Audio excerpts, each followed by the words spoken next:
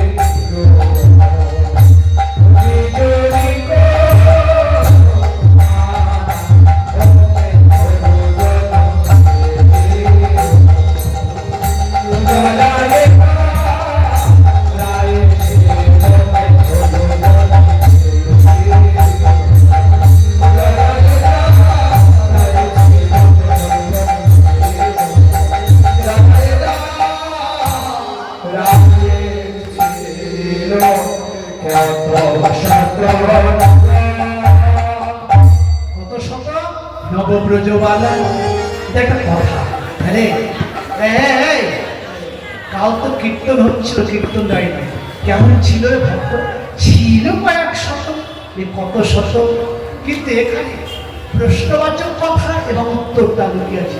কত না শত, শত মানে 100। হ্যাঁ, কত শত নবব্রজবালা, এগুলোর জন্য ক্ষীর বিজুরি তোমার। কত শত নবব্রজবালা ছিল, তার মধ্যে মনে করে দেখে স্থির চিত্তে বিদ্যুতের মালা দাঁড়িয়ে আছে। তুই যদি থাকছিস ভাই, বিদ্যুতের মালাটাকে শোয়াল, আমি তোর গলায় পড়ায় দিলাম, তোর গলায় পড়ায় দিলাম। তাতে কত শোভা হতো তোরে আমার ভাই রে।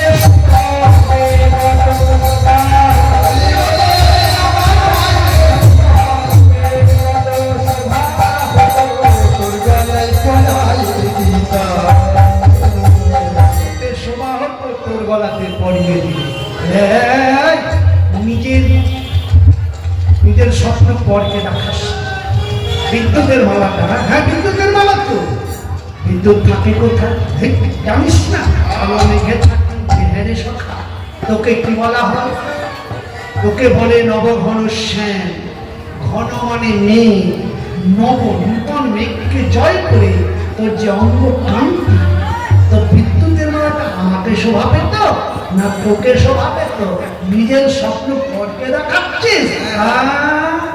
আর এটা বলার কথা, বলার কথা না বলে তো বুঝতে পারবি না। বলার কথা, বলার কথা। সজনী সকালে যা মনে হচ্ছে তাই বলছিস। কত শত ধনী মনি তুই চাল, ধনী মনি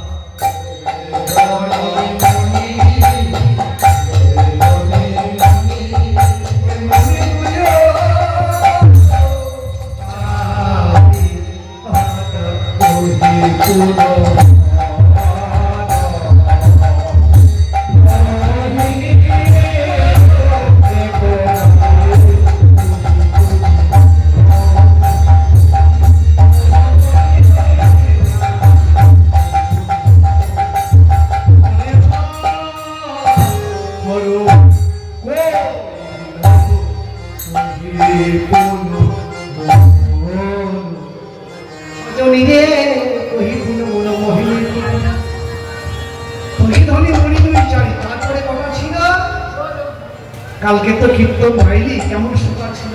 ছিল এই দুই চারটি, কিন্তু বৈষ্ণব ভজকবি সাহিত্য রসের খেলা। এই সাহিত্য রস দিয়ে কি বলছে যে 2 4 মানে 4 দুগুণে 8, 100 আর 8, তাহলে 108। আর ছিল কি মোহিনী প্রণাম। আবার শুনি, তাহলে এটা জপমালার কথা বলছেন। হ্যাঁ 108 প্রত্যেকটি জায়গায় গেট দেওয়া ছিল। আর ছিল কি সুমির যুগল দহি মনে মনে এলো সরহ ভালো জীবনে ওই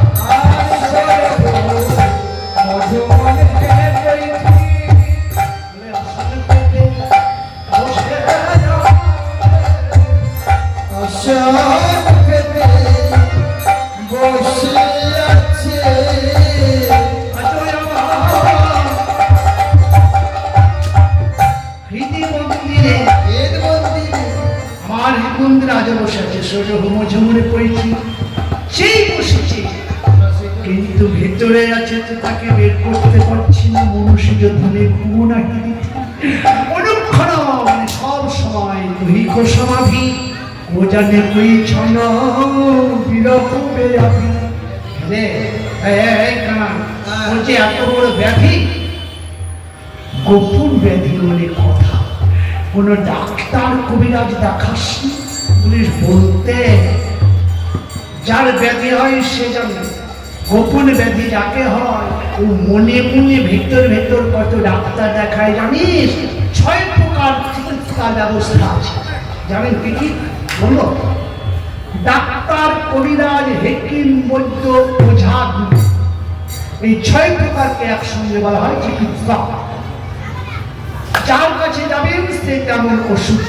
আমি সবার কাছে গিয়েছিলাম। প্রথমে গেলাম ডাক্তারের কাছে, আলাপাতি। ও বলছে কি হে কি ব্যাধি? হাতটাকে ধরল, খুঁজে পেল না। এই তো জ্বর, সর্দি, কাশি, টিবি, হাঁপানি, ক্যান্সার, বাত, অম্বল, মহামারী, গ্যাস্ট্রিক, আলসার, সুগার, স্ট্রোক, প্যারাস, চোখ ব্যথা, মাথা ব্যথা অসুখ নয়। এই তো আলাদা অসুখ। ধরতেই পারল না। ওষুধ লিখে দিল, ট্যাবলেট, ক্যাপসুল, ফাইল, মিক্সচার, ফাঁকি, ইঞ্জেকশন। তারপরে হোমিওপ্যাথিকের কাছে গেলাম, চালের কাছে গেলাম, তারপরে ওঝাগুলির কাছে গেলাম। তেল পড়া, জল পড়া, আমরা পড়া, ফিরলে পড়া, কত টুকটাক কত কিলো ছুটিল, কিন্তু কিচ্ছু হলো না। গাছ পড়া এত একটা ছুটির গাছ দিল, সেটাকে তাবিজের মতো বেঁধে দিলাম, কিচ্ছু হলো না। এখনো তাবিজ আছে আমার কাছে। আছে? হবে না, হবে না, এটা অন্য ব্যাধি, ভালো হবে না। দেখেছি তো শেষে বেড়ানটা ধরলো, কি ধরলো রে ভাই? হাতটাকে খপ করে ধরে বলছে হ্যাঁ হ্যাঁ হ্যাঁ বৃন্দাবনের ব্রহ্মচারী। তুমি না ব্রহ্মচারী? তো ব্রহ্মচারীর এই অসুখ তো হয় না। ব্রহ্মচারীর এই অসুখটা কবে থেকে হবে? এই অসুখটা বলবি তো কবে থেকে? আরে কুড়িটাকে বলবি তো ওঝাটা কি বলছে? আরে ভাই আমাকে বলছে খেতে পারছো না, রুচি কম, চেনা। ঠিকই বলেছো।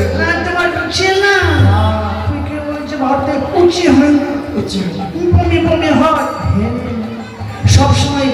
ওই দিকে মনি করে রয়, মনি লাগে না কাজে। বিশ্বকবি রবীন্দ্রনাথ ঠাকুর বলেছেন এই পরিপ্রেক্ষিতে একটা গান, এই মনি হয়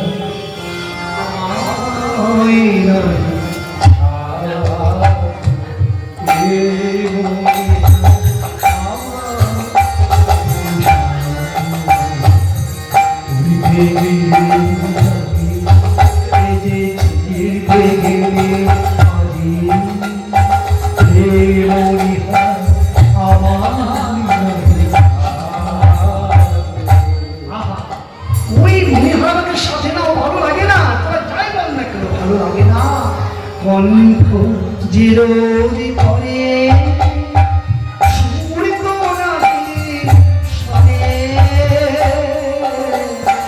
একটা বাজা বাবা, সবাই নামা দাও।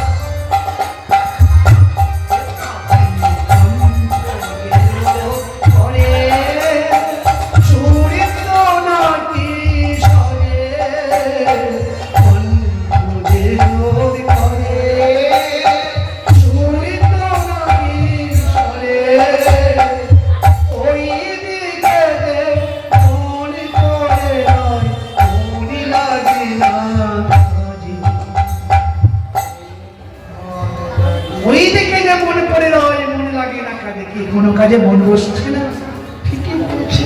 আরে ওঝাটাকে রে বলছে বটে, আমার হাতটাকে ধরে বলছে কতদিন থেকে ওঝাটাকে দিনে দিন আস্তে আস্তে শক্তিহীন হয়ে যাচ্ছে না, উঠতে পারছে না। ঠিকই বলেছে, চোখে শুধু একটা রোগী দেখছে। হ্যাঁ ঠিকই বলে, ওঝাকে কি বলবি তো? হ্যাঁ হ্যাঁ বলছি, দিনে দিনে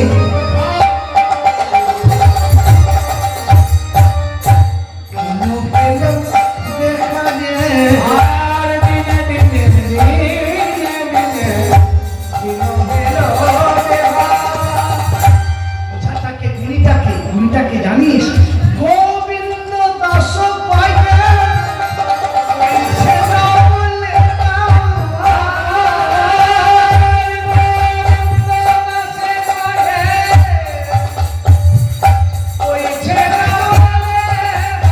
না তুমি ভেবো না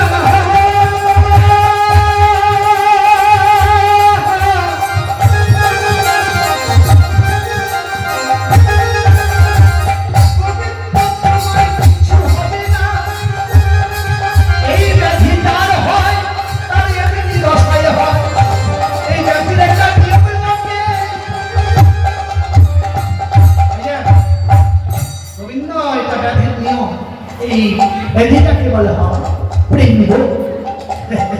এই প্রেম রোগী যদি কারণ একটা হয় কিনা, তো ওই দিকে যে মনে পড়ে যায়, মনে লাগে না কাজে, কাজে মন লাগে না কাজে। আজকাল তো সুবিধা হয়ে গেছে গো, আই লাভ ইউ ভালোবাসা, মন খারাপ করছে ওই দিকে যে মনে পড়ে যায়, মনে লাগে না মনে হয়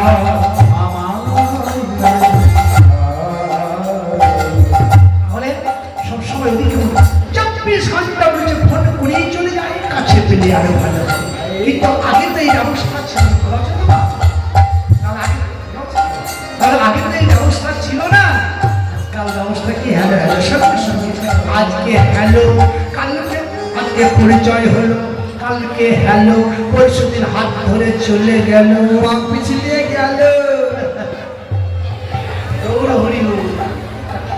কিছু চিন্তা করলো,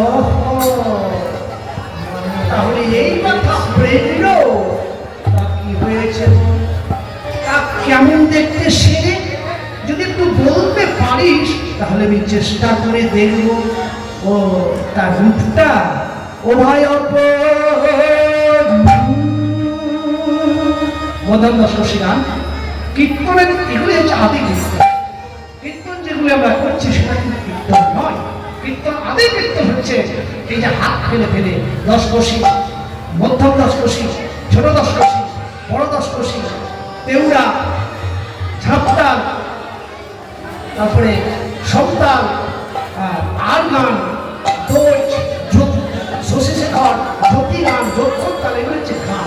এগুলি আগে হতো বড় বড় কীর্তনেরা গাইতে, কোনো মাইন্ড টাইপ ছিল না, কাতারে কাতারে মানুষ। কিন্তু এখন এত সুন্দর উন্নত যন্ত্রপাতি হয়েও মানুষ হয় না কেন? মানে আসল কীর্তন হয় না। হ্যাঁ কীর্তন আসলে হয় না। আরে বাবা হরিণ কখন আসবে আপনার এখানে? হরিণ তো মিষ্টি ঘাস খাওয়া অভ্যাস, তো মিষ্টি ঘাসই পায় না, হরিণ আসবে? হরিণ ধরতে গেলে, হরিণ শিকার করতে গেলে, হরিণকে যদি নিয়ে আসতে চান তাহলে মিষ্টি ঘাস, কচি কচি ঘাসের কাছে ভাত পাততে হবে। আজকাল মানুষের মন মৃগী, মানে মন মৃগ, মন হরিণ আসতে চায় না, সেই কাঁচা ঘাস নেই তো অন্যান্য ফ্রাইড রাইস খেয়ে খেয়ে অভ্যাস হয়ে গেছে। আমার মুখ দিয়ে আবার বেরোয় না। Fried rice fried rice fried rice খেতে আজকাল ভালো লাগে না অন্য কিছু। চারটানি মার্খা গান শুনতে শুনতে, চারটানি মার্খা কথা শুনতে শুনতে অভ্যাস হয়ে গেছে। এখন যদি আদি কীর্তন গাওয়া যায়, কিন্তু জানেন কি, এই যে যারা আছেন তারা একটু শুনে যান, কথাটা লিখে নিয়ে যান। একটা তাল যদি ভালো করে শুনেন, গাওয়া অনেক দূরের কথা, যদি শুনেন আপনারা, 1,00,000 মালা জপ করলে যতটা ফল হয়, যতটা পুণ্য হয়, বুঝতে পারলেন না? 1,00,000 মালা জপ করতে গেলে 1000 অশ্বমেধ যজ্ঞের ফল হয়। 1,00,000 মালা জপ করলে যত ফল হয়, একটা তাল যদি কোষ গুণে, মাত্রা গুণে সঠিকভাবে যদি আপনারা শ্রবণ করতে পারেন, তো শাস্ত্র বললেন কি, কর্মরন্ধন প্রবিষ্টং স্নপনং সর্বহম ভুনতি সমরং কৃষ্ণ শরীরস্য যথা। কানের ফুটো দিয়ে প্রাণ গোবিন্দ প্রবেশ করে হৃদয় মন্দির। হৃদয় মন্দির প্রবেশ করে আপনারা যখন কীর্তন শুনছেন কিনা, কীর্তন শোনার সঙ্গে সঙ্গে গোবিন্দ হৃদয় মন্দিরে প্রবেশ করে। কি মজা! গোবিন্দ প্রবেশ করে গেল, তাহলে গোবিন্দকে পেয়ে নিলাম।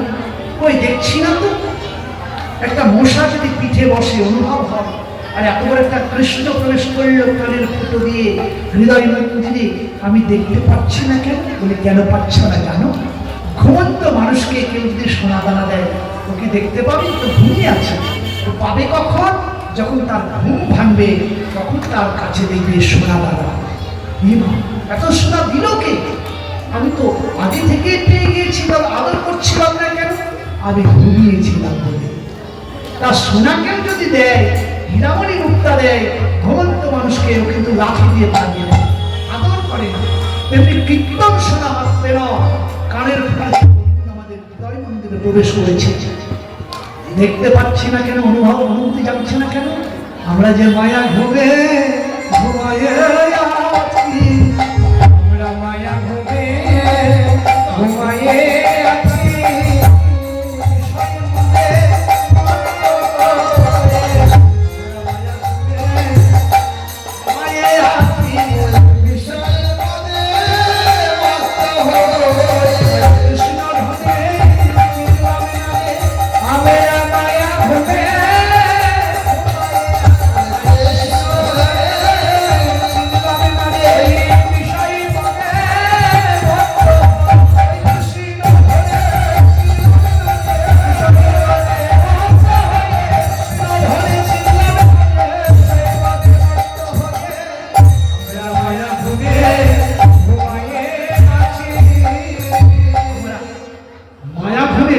আছি তো, তাই কৃষ্ণ ধন্যে কানের ফুটো দিয়ে ঢুকল, তাই আমরা দেখতে পাচ্ছি। কোনোদিনই কি পাবো না? পাবো। কবে পাবো? যেদিন আমাদের ঘুম ভেঙে যাবে। কে ঘুম ভাঙাবে?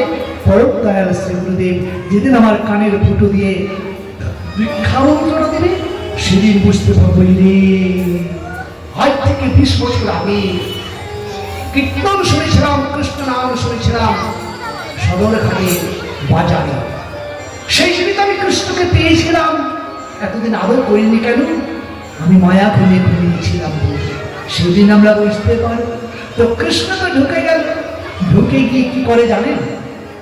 আপনারা জানেন না, কিন্তু ভাগবত বলে দিচ্ছি করে সবাই। ভাগবত বলছে যে কৃষ্ণ হৃদয় মন্দিরে প্রবেশ করার পর তিনি দেখেন যিনি, আমি ভেবেছিলাম এরা ভক্ত, কিন্তু না, এরা ভক্ত নয়। তাই কানের ফুটো দিয়ে ঢুকে তাড়াতাড়ি করে পালিয়ে যাচ্ছে। তখন বৈষ্ণব দার্শন বলছে, গোবিন্দা, এরা যে কীর্তন শুনতে এসেছে, রাত্রি জেগে কীর্তন শুনছে, দেখো 10টা বেজে যাচ্ছে, তুমি এরা উঠছে না কেন জানো? তোমাকে ভালোবাসে। আমার যদি কেউ নাম করে, তাহলে আমি তো তার পেছন পেছন অনেক দূর চলে যাবো। আরে আমার নামে কি আছে বলো তো? আমার নাম করিয়ে না। ভেতরে বলছে আমার নাম করছে, শুনি শুনি শুনি। তার নিজের নাম শুনতে সবাই ভালোবাসে। তা গোবিন্দের নাম শুনছে কিনা এরা? তাই গোবিন্দ বলছে এরা যখন শুনছে তখন এরা ভক্তই বটে। ভক্ত না হলে তো আমার নাম শুনবে না, শুনে কি শুনবে? তাই ভক্ত বলে এরা নাম শুনছে। তখন গোবিন্দ কি করলে? গোবিন্দ কানের ফুটোটা দিয়ে সুত করে ঢুকে গেলেন নির্বন্ধে। হ্যাঁ, ভিতরে ঢুকে গেলে তখন বৈষ্ণব দর্শন বলছে, তুমি পালিয়ে যাচ্ছ কেন গোবিন্দ? এরা ভক্ত বলে তুমি ঢুকেছো কেন? হ্যাঁ, তুমি দেখে নিয়েছো। আরে ভেবেছিলাম এরা ভক্ত, কিন্তু ভেতরের মধ্যে ঢুকে দেখছি না, এরা বোল্ডারের চাইতে বেশি শক্ত। ভেবেছিলাম ভক্ত, কিন্তু এরা দেখছি বোল্ডারের চাইতে বেশি শক্ত। কেন? ভক্ত বলে কীর্তন শুনছে বটে, কিন্তু মনের মধ্যে বলছে আমার নাতিটা কেমন আছে, পুতিটা কেমন আছে, ছেলেটা কেমন আছে। বৌমাটাকে একাই রেখে এসেছি, ছেলেটাকে বচ্চা মারামারি লাগিয়ে ঝগড়াটা লাগিয়ে দেবো না। এরা কীর্তন শুনছে বটে, কিন্তু আশা হচ্ছে একটা, নাতি পুতি ছেলে মেয়ে ভাই বন্ধু টানাটানি করছে। আরে ওরাই তো বসতে পারছে, আমি কি করে বসবো, কোন জায়গায় বসবো? গোবিন্দ, এই জন্য তুমি পালিয়ে যাচ্ছ। আমার একটা কথার জবাব দাও, তারপরে তুমি চলে যাবে। আমি নিষেধ করব। কি বলছো বলে দাও তো। গোবিন্দ হে, একটা ছেলে একটা ঘর তৈরি করেছে, 20-25 বছর বয়স, ছেলেটা ঘর তৈরি করেছে। তো ঘরটা তৈরি করে টাইলস বসিয়েছে, মোজাইক পাথর দিয়েছে, এসি রেখেছে, ফ্রিজ আর আলোকময় করেছে, সুন্দর ঘরখানা। কিন্তু গোবিন্দ, ভাগ্যে না থাকলে তার ভোগ হয় না। তো ছেলেটা একটা চাকরি পেয়ে যাবে। আমি তো ক্যালকাটা পুলিশ, কলকাতা পুলিশ তো কলকাতায় থাকতে হয়, রোজ আসা যাওয়া করা যাবে না। তাই বাড়িটাতে তালা মেরে তিনি চাকরি করতে চলে গেলেন। গোটা 20-25 বছর চাকরি করার পর চাকরি রিটায়ার। এখন মনে মনে করলেন আমার তো ঘরটা আছে, 20-25 বছর হলো তালা মেরে এসেছি। ঘরে ফিরে এলো মালদা জেলার সদরে ঘাটে, এত সুন্দর বাড়িখানা। ফিরে এসে দেখছে ঘরখানা আমার সুন্দর হয়ে গেছে, তালাটা মারা আছে। চাবি দিয়ে যেই তালাটা খুলেছে, ওরে বাবা, 20-25 বছর ধরে অন্ধকার ঘরখানাতে আলো জ্বালিয়ে দেখছে যে আরশোলা টিকটিকি চামচিকে বিভিন্ন মাকড়সার জাল পেতে বসে আছে। কতদিন থেকে বাবা? বেশ 25 বছর থেকে। আরশোলা টিকটিকি গিরগিটি চামচিকে ছাড়া মাকড়সার জাল পেতেছে। এখন তার নিজের ঘর, নিজে এসেছে, এখন এই আরশোলা টিকটিকি গিরগিটি চামচিকে ছাড়া দেখে কি পালিয়ে যাবে? বলে বাবা, আপনি কাপড় বলছেন পালাবে কি করবে? ঘরটাকে পরিষ্কার করবে, পরিষ্কার করে নিজের ঘরে নিজে এসে বসবাস করবে। কেন? তার নিজের ঘর, যাবে কোথায়? গোবিন্দ, তুমি নিজের মুখে বলেছ, তুমি নিজের মুখে বলেছ, ভক্ত হৃদয়ে মম সতত ইসলাম। ভক্ত হৃদয়ে মম সতত ইসলাম, ভক্তের হৃদয়ে তুমি সর্বক্ষণ বসবাস করো। তা এদেরকে যদি ভক্ত মনে করলে, ভক্ত হচ্ছে তোমার ভক্ত। ছেলেটা বাড়িতে ছিল না বলে আরশোলা টিকটিকি গিরগিটি চামচিকে ছাড়া বাস করছিল। ছেলেটা সে কি করলো? সবকে পরিষ্কার করলো যে বাস করছে। তোমার ঘরে তুমি ছিলে না, 60 বছর বয়স হলো, 60 বছর থেকেই তুমি ছিলে না। আর 40 বছর বয়স হলো, 40 বছর থেকেই তুমি ছিলে না। তাহলে এই যে তুমি ছিলে না, তাহলে কতদিন থেকে খালি ঘর দিকে কেউ তো বাস করবে? তাই আগাছা পরে গাছা, মানে নাতি পুতি ছেলে মেয়ে ভাই বন্ধু আত্মীয় স্বজন সব বসতে লেগেছে। তা তোমার ঘরে তো তুমি ফিরে এসেছ, গৃহে যেমন সব পরিষ্কার করে রেখে তুমি পরিষ্কার করে নিয়ে বসবাস করো। তাই গোবিন্দ কি করলেন? ওই দার্শনিকের কথা শুনে একটু একটু করে আশা কামনা বাসনা, মানে আরশোলা টিকটিকি চামচিকের সমস্ত বাসাগুলোকে একটু একটু করে পরিষ্কার করে নিয়ে গোবিন্দ আমার হৃদয় বৃন্দাবন করে নেয় গো, হৃদয় বৃন্দাবন করে নেয় গো, হৃদয় বৃন্দাবন করে নেয় গো, হৃদয় বৃন্দাবন করে নেয় গো।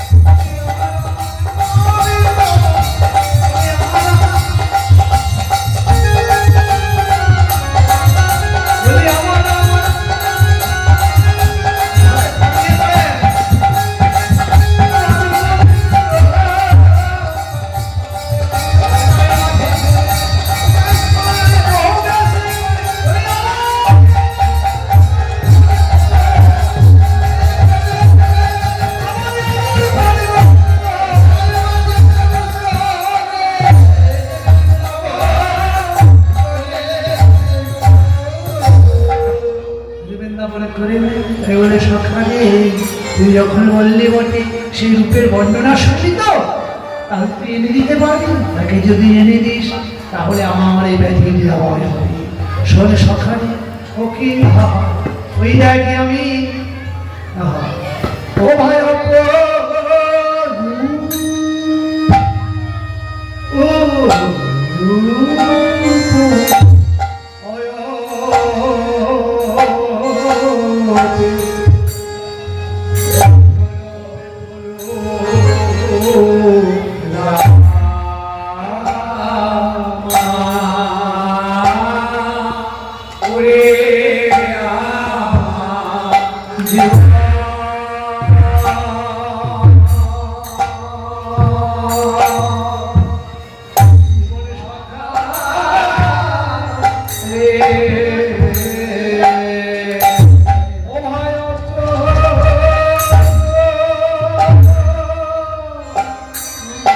মিলে আমার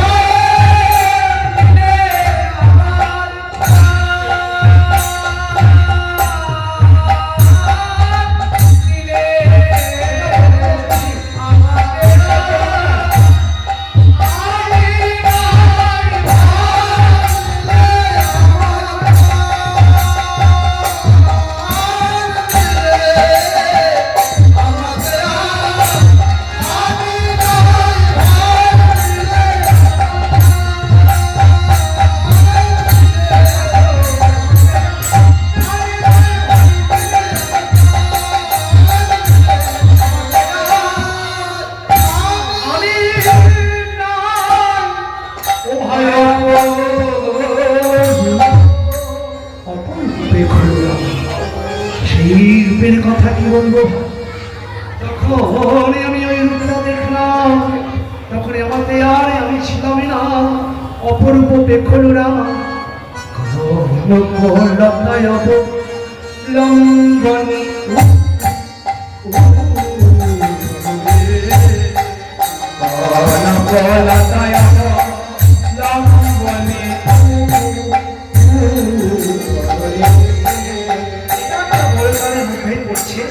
এরকম